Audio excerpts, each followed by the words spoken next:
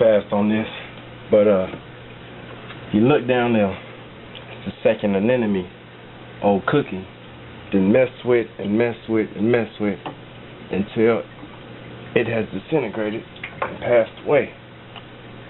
And there it is, upside down. It's never a good sign.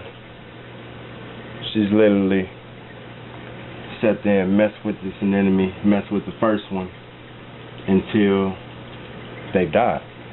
The first one was actually getting ready to split. I don't ever want you to think I'm just knocking clownfish for a reason, but as you see, they do damage. They not only with anemones, with one time I had them having a problem with my Duncan core, but anything that they host in, they gonna pester and pester and pester until inevitably it's gone. These clownfish, on the other hand, I'm contemplating this tank very, very much, and this is why a lot of reefers throw in the towel, because they work so hard to get a tank a certain way, and then out of nowhere devastation happens and something comes and tears up the whole tank.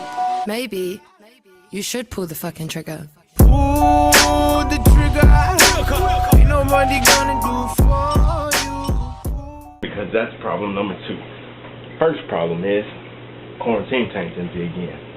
Yes, Miss Monroe died. Pretty upset about this right now. Whether you spend $20 or $200 on a fish is a fish, and every time I lose one, it hurts the same. This fish here, though, particularly, I will be trying to replace for a second time, just because I want another tank in this tank. For the most part, I can get them taken care of in quarantine, get them healthy, and I'm able to move them into the reef until I relocate them or until they pass on from just old age. But I am going to attempt another tank for the simple fact I have no idea what happened to this one. She was fine one day, the next day I came home from work, she was floating. So we will be attempting that again. And this is why we quarantine, because I'd rather her die in here than to die in this tank. She was supposed to come out next week and she would have entered the reef, but don't know what happened. It's not water quality. She was eating. No telling what happened. All I know is my fish is dead. Now see, these are some of the events that cause the reefer to shut their tank down. Clownfish, beautiful fish. I love them, I really do.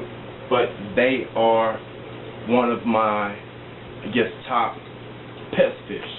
They really do get on my nerves. They're beautiful, but at the same time, I have a love-hate relationship for these clowns, for the simple fact that once they feel it establish their territory, they nip at your hand as you stick your hand in there. As you see, I have a little phrase in here. I like to put my hands in there and move things around. No tend to that. Cookie has obviously annoyed these anemones to death, literally. So that's an issue. Other than that, man, they're definitely fun to enjoy and watch. Definitely working on trying to get me another tank into this tank. Do have another one on order, but like I say, it's one of those crapshoots. You never know, man. It can be a parasite. It could be a number of things. So just know what you're getting into before you go out and make these purchases, because they look appealing. It's too easy nowadays just to make a choice on impulse, go with that impulse, and the next thing you know, you got devastation. I always quarantine everything for the simple fact I'd much rather them die in here than kill anybody that I've had living and continue to live and healthy in this tank. So continue to keep doing what you're doing, man. You keep pressing. Don't let it get to you. Right now I'm having to tell myself the same thing, because these two situations have me very upset. And as beautiful as they are, we're going to continue to keep this tank going for a little bit, see what happens with it. If not, Cookie and Oreo will be finding a new home. And I'll be doing something different with this, maybe actually keeping an anemone in there without a clownfish. Not likely, but just stuff that's floating around right now due to the fact that I'm upset about my fish and both my anemones.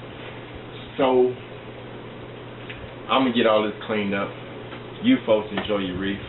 If you're not subscribed to this channel, definitely reach down there and hit that subscribe button. If you like this video, give it a thumbs up. I really don't like it, but it's something that I feel that you should know to keep you from going through the same heartache. Always know what you're getting into before you drop it into your fish tank. It'll save you a lot of money, a lot of heartache. You folks, enjoy your reef. Let me do my thing.